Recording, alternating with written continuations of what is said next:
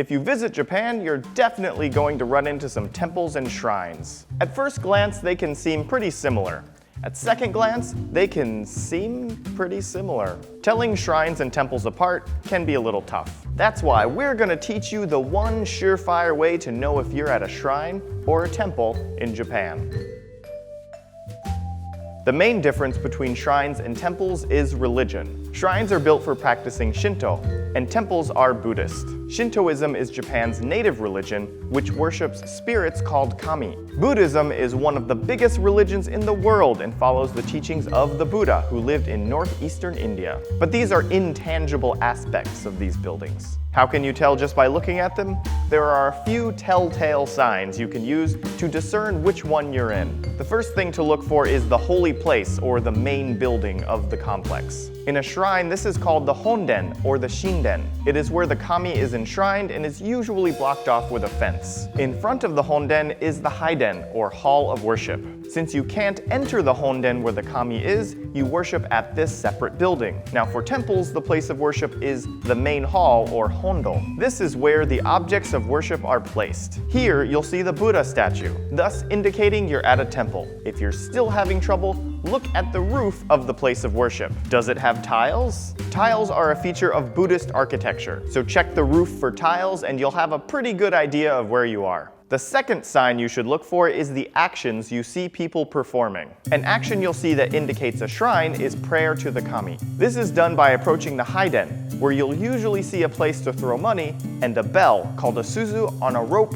called a suzuo. If you see people tossing coins into a box, shaking the suzu bell, bowing twice, clapping their hands twice, and/or praying, then you're probably at a shrine. Buddhist temple actions, on the other hand, are a little different. Most temples will have incense you can buy and light at the entrance of the temple. If people are lighting incense, you're probably at a temple. If you go to the place of worship, you'll see a place to put money and people praying. But you won't hear clapping before the prayer like you will at a shrine. One of the major shrine or temple indicators is the gate. Shrines usually feature big red gates called tori, which are pretty iconic and hard to miss. On the other hand, temples have a lot of different gate types. There's the somon, which is a small wooden entryway with a tiled roof that leads to the main gate.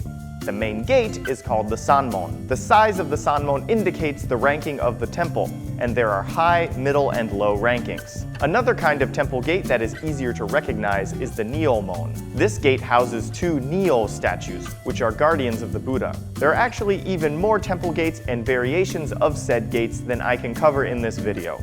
Again, look for the tiles on the gate roofs. Tiles are a big part of Buddhist architecture. You may see a couple of stone animal friends who can help you figure out if you're at a shrine or a temple. There may be koma inu, which are a pair of dog statues that sit at the entrance of temples. Notice that one has its mouth open and the other one has its mouth closed. Fox statues are featured prominently in a lot of shrines. 1/3 of all shrines in Japan are dedicated to the god Inari, whose messenger is a fox. To learn more about foxes, check out the video we did a few weeks back. On top of everything I just mentioned, there are all sorts of other miscellaneous features you can use to ID your religious surroundings. As you approach a shrine, there will probably be a row of lanterns and a small wooden structure that hold ema. Ema are wooden plaques on which patrons write prayers to leave for the kami to answer. On the temple side is the pagoda, a tiered tower of Chinese design. You've probably seen one of these before. If you hear a deep ringing bell sound,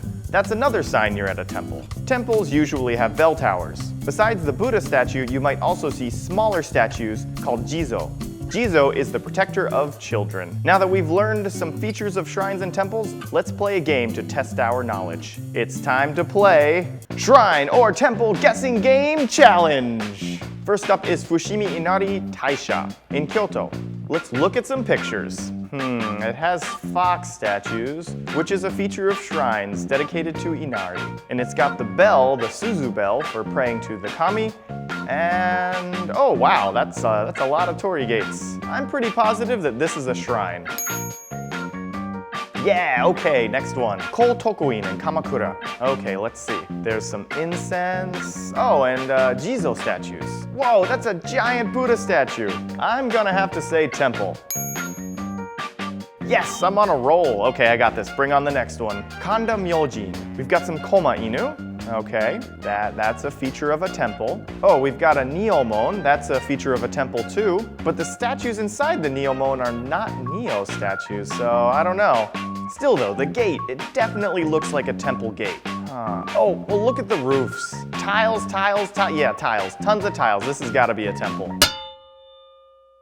Wait, hold on, I got it wrong? I guess it's not that easy to tell a shrine or a temple by looks alone. Though the features we mentioned earlier are common to their respective places of origins, shrines and temples sometimes swap attributes. You might see Emma prayer plaques at temples, and you might see incense burners at shrines. You may even see whole architectural structures that are borrowed one to the other. This is because Shinto shrines initially were not permanent. When Buddhism was first introduced to Japan, the Buddhist clergy brought the idea of permanent places of worship.